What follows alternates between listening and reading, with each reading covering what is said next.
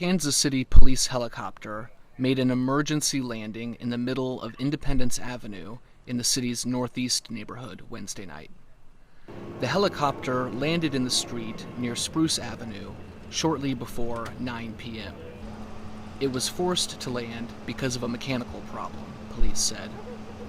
The helicopter landed upright and no injuries were reported. However, the helicopter was disabled.